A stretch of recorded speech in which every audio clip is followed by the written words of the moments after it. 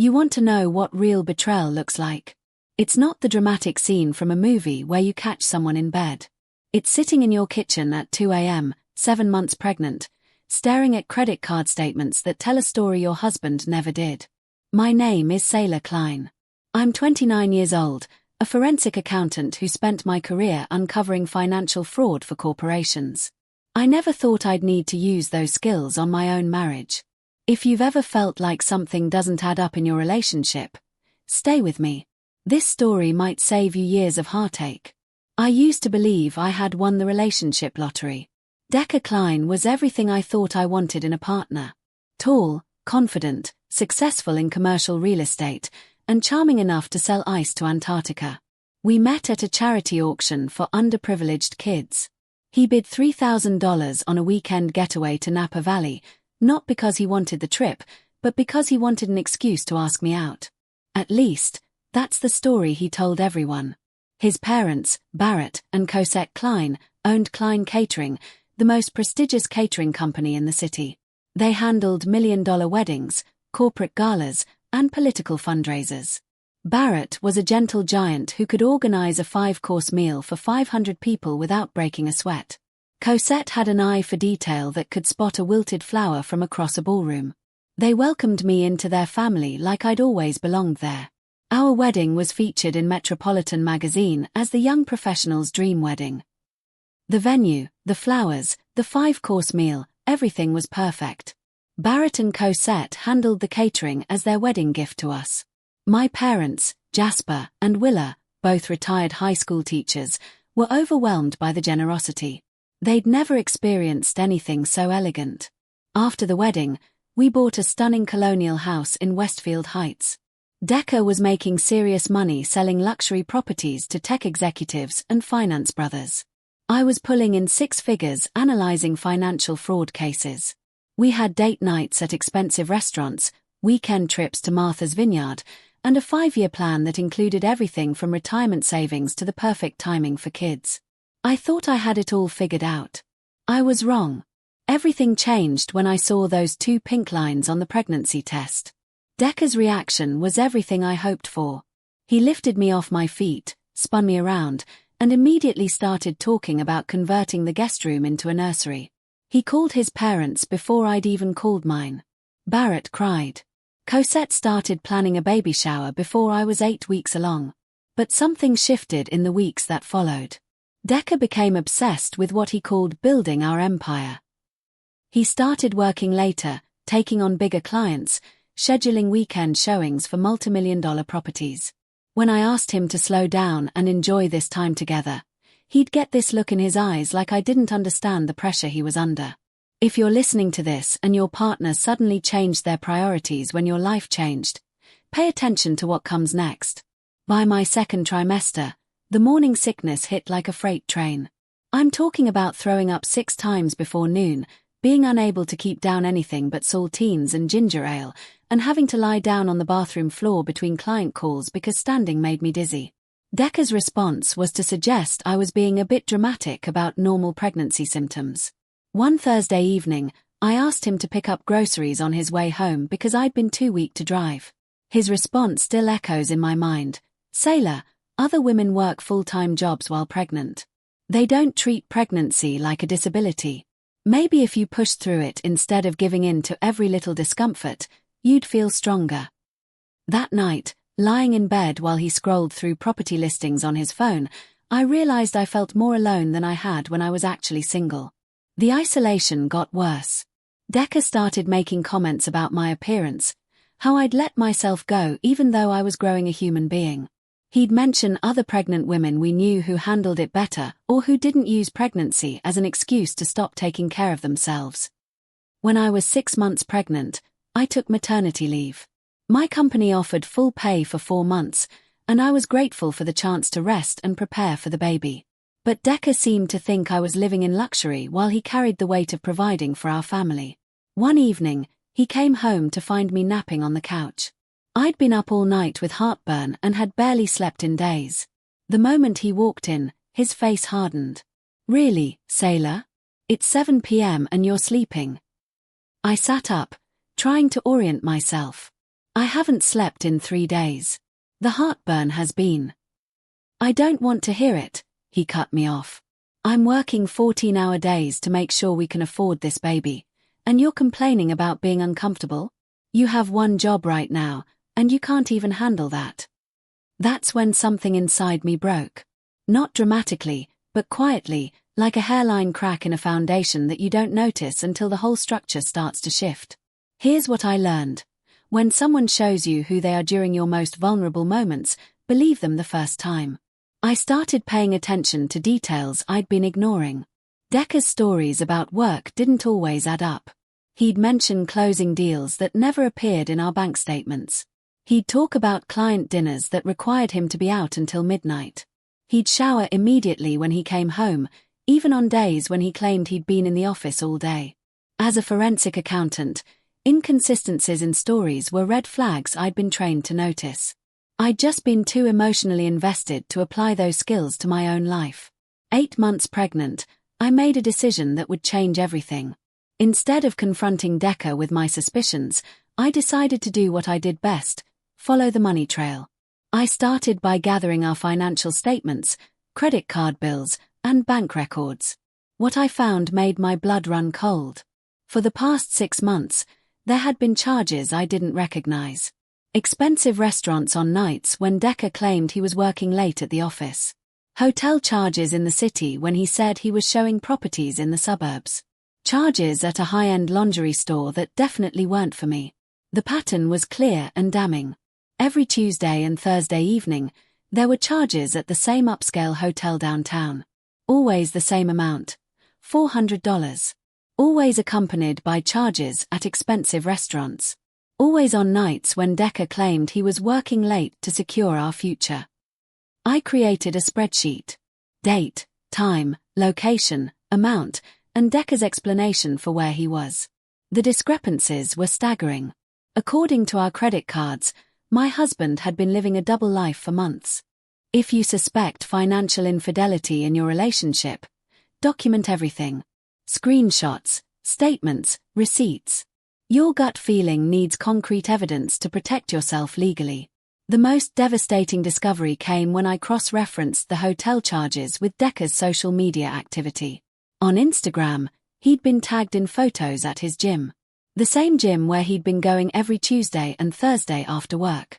In several photos, there was a woman in the background. Always the same woman. Young, blonde, yoga instructor body, perfect smile. Her name was Sloan Winters. She taught hot yoga at the gym and had her own fitness influencer account with perfectly curated photos of green smoothies, sunrise workouts, and inspirational quotes about living your best life. In her bio, she mentioned being grateful for unexpected adventures. I spent hours going through her posts.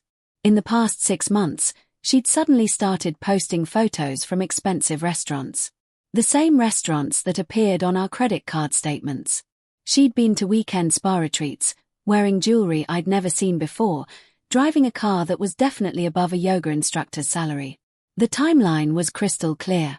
Decker's affair hadn't started after I became difficult to deal with during pregnancy. It had started before I was even pregnant. While I was planning our future and talking about babies, he was already building a relationship with someone else. 9 months pregnant, I went into labor during the worst snowstorm our city had seen in years. The roads were impassable, and I was having contractions every 3 minutes. Decker wasn't answering his phone.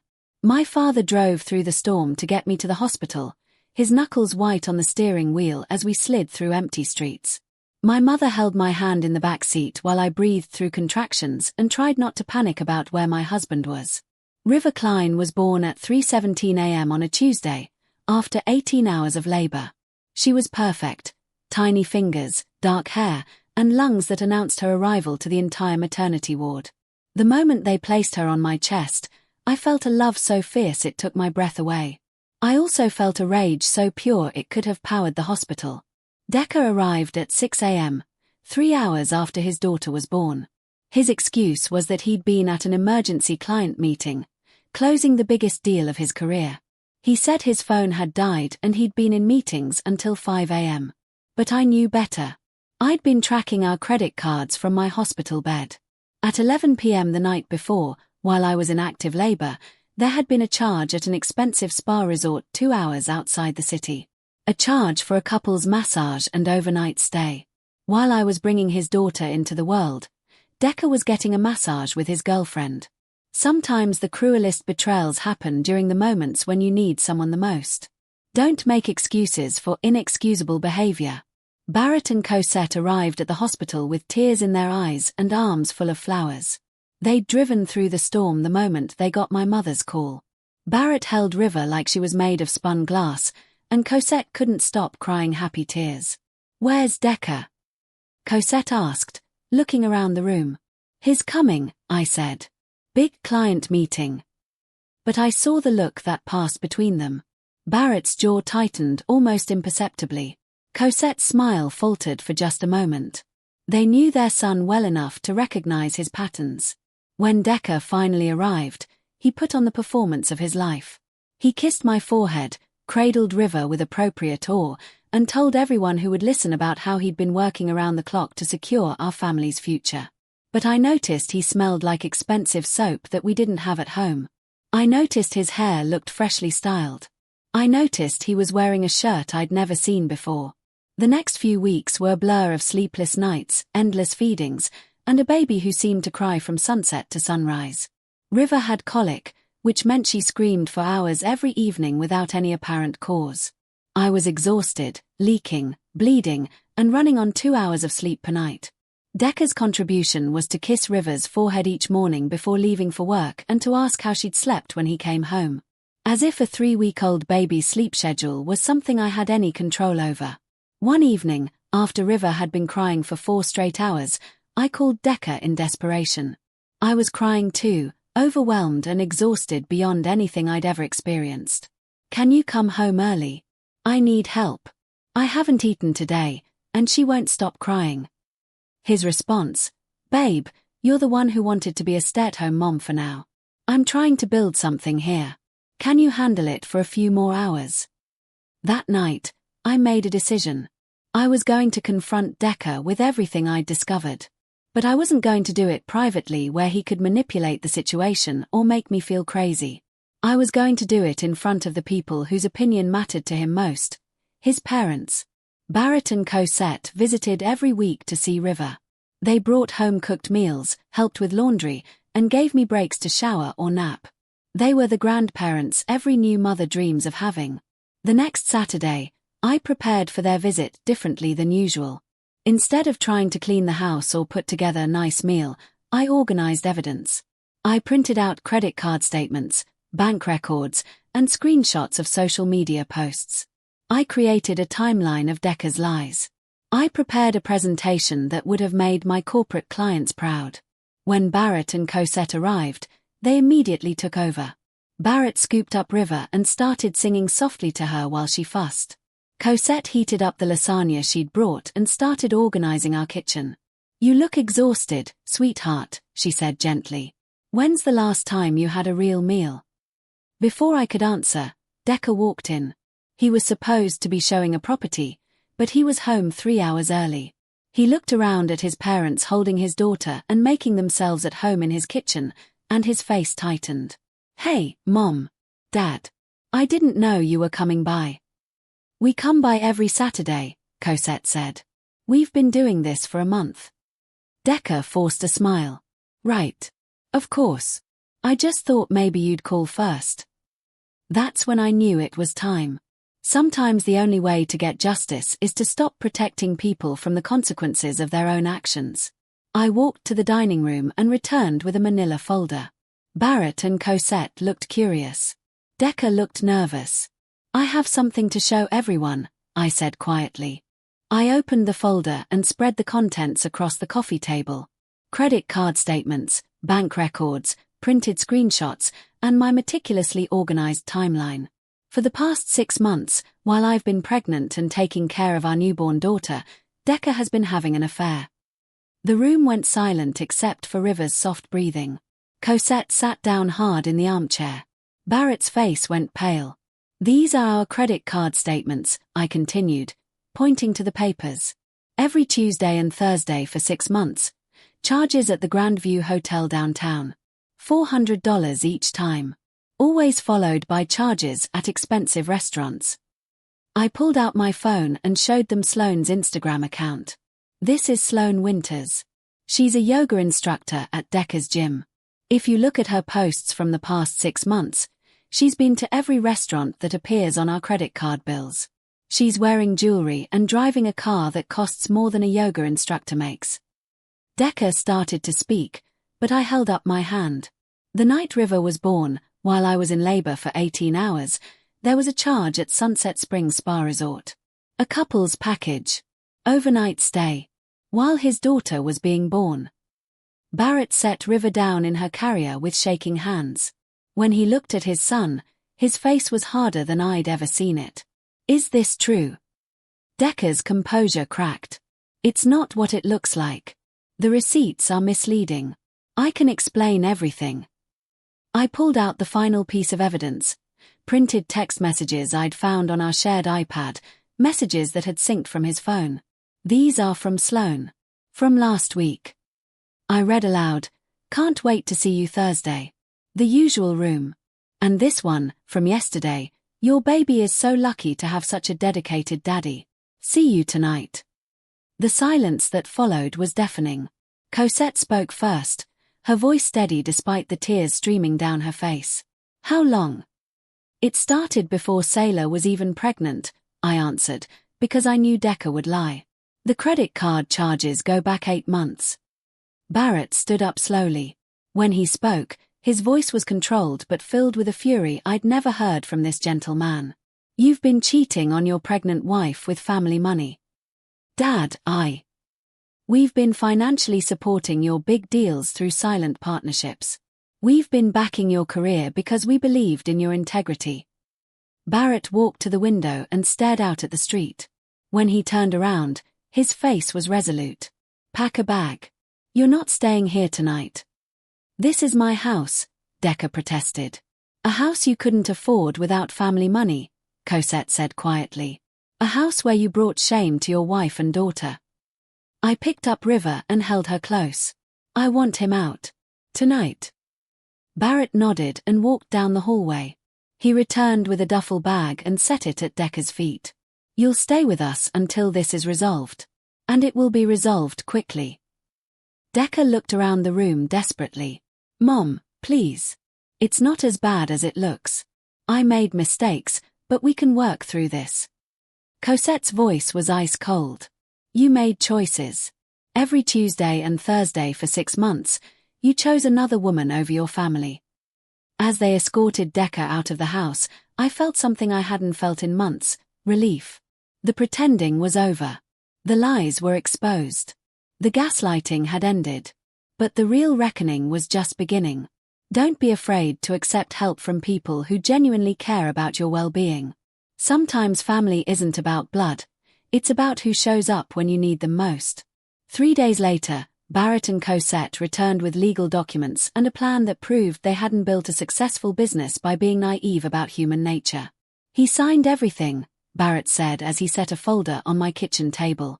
"Divorce papers, custody agreement, child support terms. Clean and comprehensive." Cosette handed me a white envelope. "This is from us. So you and River don't have to struggle because of what he did." Inside was a check that would cover my expenses for the next year. I started to protest, but Barrett held up his hand. "You're not taking money from us. You're accepting support from people who believe in protecting innocent victims of bad choices."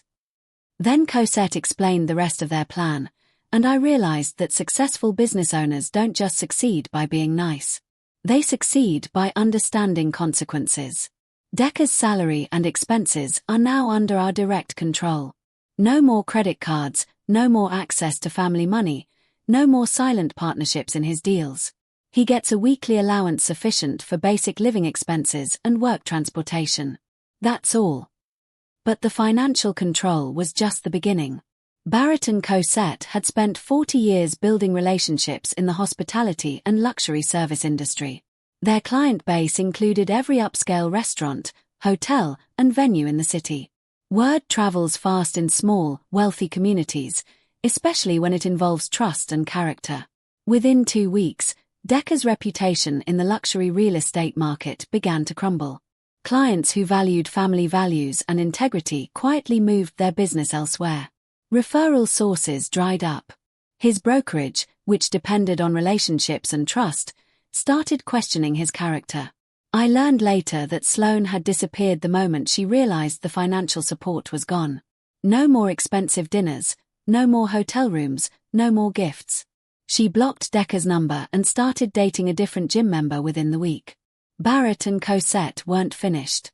They'd been silent partners in several of Decca's biggest deals, providing the credibility and financial backing that made those sales possible. When they withdrew their support and called in their investments, Decca's carefully constructed success story collapsed. He moved into a basement apartment near the bus line. His luxury car was repossessed when he couldn't make the payments without family support. His career shifted from selling multi-million-dollar properties to managing rental units for a property management company. Sometimes the best revenge is simply allowing someone to experience the natural consequences of their choices without your protection. I returned to work part-time when River was 4 months old. My boss welcomed me back with a flexible schedule and a new specialty: financial infidelity cases. Word spread quickly through divorce attorney networks that there was a forensic accountant who could uncover hidden assets, secret accounts, and financial deception with methodical precision. My first case involved a woman whose husband had been hiding money in cryptocurrency accounts while claiming they couldn't afford her medical treatments. My second case revealed a trust fund that a cheating spouse had been using to fund his affair while telling his wife they needed to downsize their house. Each case reinforced what I'd learned from my own experience. Financial abuse is emotional abuse, and financial infidelity often runs deeper than romantic betrayal. Barrett and Cosette became devoted grandparents and unexpected business mentors. River spent her days at their catering kitchen, sleeping in a bassinet surrounded by the sounds of meal preparation and staff meetings. When she was awake, she was passed between Sue's chefs who treated her like the kitchen mascot. One afternoon, while River napped in her carrier, Cosette made a suggestion that would change my career trajectory entirely. We've been thinking about expanding Klein Catering into financial consulting for divorce cases. You've proven there's a market for it, and we have connections throughout the legal community. The idea was brilliant. Klein Financial Consulting would specialize in forensic accounting for divorce cases, backed by the Klein family's reputation for integrity and attention to detail. I would provide the expertise, and they would provide the business infrastructure and industry connections. Within 6 months, we had more clients than we could handle. Divorce attorneys referred cases to us constantly. Insurance companies hired us to investigate suspicious claims. Even corporations started requesting our services for internal fraud investigations. I found my office space in a renovated Victorian house downtown, with tall windows that let in soft morning light and enough room for River's play area in the corner. The walls were lined with framed certifications, thank you notes from clients, and photos of River reaching various milestones. Your worst experiences can become your greatest strengths if you're willing to transform pain into purpose. 1 year after Decca left, I was reviewing financial documents for a new case when my assistant knocked on my door. "Mrs. Klein, your 2 o'clock is here." The woman who walked into my office was familiar. Mid-30s, well-dressed, exhausted around the eyes, carrying herself with the careful composure of someone trying not to fall apart. She was me, a year ago. "My name is Rebecca, and I think my husband is hiding money. Our joint account shows regular transfers to an account I don't recognize, and he says it's for business investments. But we're supposedly struggling to pay for our son's medical treatments." I opened a new file and prepared my standard intake forms. This was exactly the kind of case I'd built my practice around. "Tell me about the patterns you've noticed," I said gently. Even small discrepancies can reveal bigger problems. As Rebecca described her situation, I saw my own story reflected in hers. The gaslighting, the financial manipulation, the way her husband made her feel crazy for questioning obvious inconsistencies. 2 weeks later, I presented Rebecca with evidence that her husband had hidden over $200,000 in various accounts while claiming they couldn't afford their son's physical therapy. He'd also been funding a gambling addiction that had cost them nearly $50,000 in the past year. The day Rebecca's divorce was finalized, she sent me a text, "Thank you for giving me back my sanity and my future. My son is getting the treatment he needs, and I'm sleeping peacefully for the first time in years." That's when I knew I'd found my true calling. River is now 15 months old, walking confidently around our small apartment, babbling constantly, and charming everyone at the Klein catering kitchen where she spends her afternoons.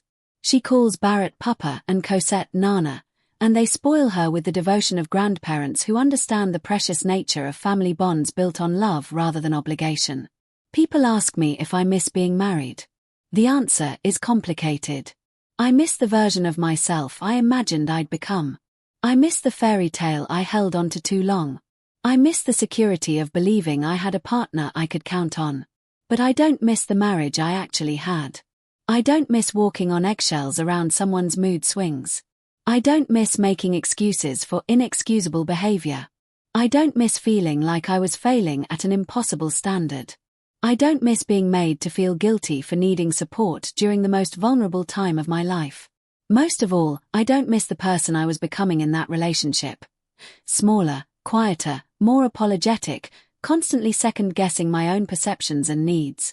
Sometimes the greatest gift you can give yourself is the permission to stop trying to fix something that was designed to break you. I regret a lot of things about those 2 years. I regret ignoring red flags because I was invested in a particular outcome. I regret making myself smaller to avoid conflict.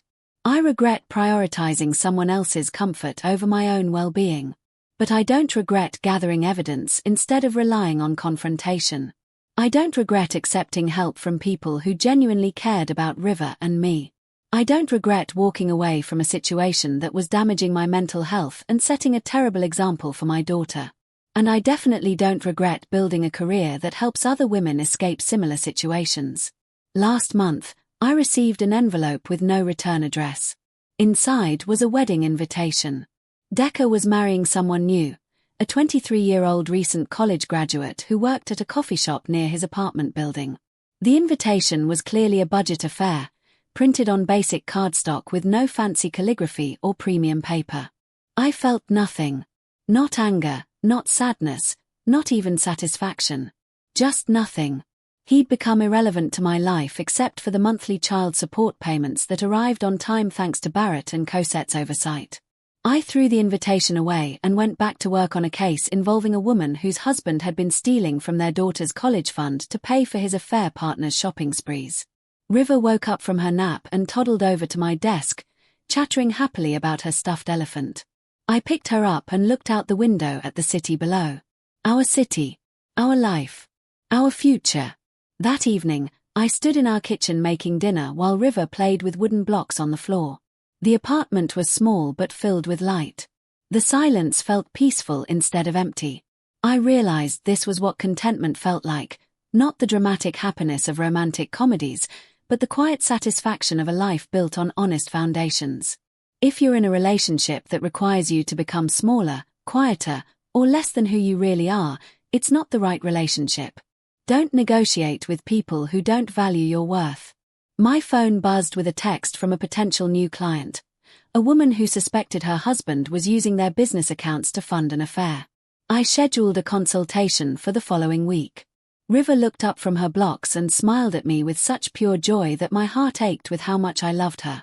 She would grow up watching her mother run her own business, make her own decisions, and refuse to accept treatment that didn't honor her worth. That legacy felt like the best revenge of all. Raising a daughter who would never think it was normal to shrink herself for someone else's comfort. I picked up River and danced around our small kitchen while she giggled. Through the window, I could see the lights of the city stretching toward the horizon. Full of possibilities I was finally ready to explore. This is my story of how the worst betrayal of my life became the foundation for the best chapter. How professional skills became personal weapons. How family support became the safety net that allowed me to take risks. How documentation became liberation. If my story resonates with you, don't wait for permission to protect yourself. Trust your instincts, document everything, and remember that you deserve a life where you don't have to question your own worth. The best revenge isn't getting even. It's getting free. It's building something better from the ashes of what broke you. It's becoming so strong, so successful, so genuinely happy that your old life feels like someone else's story. I'm Sailor Klein, and I'm finally, completely free.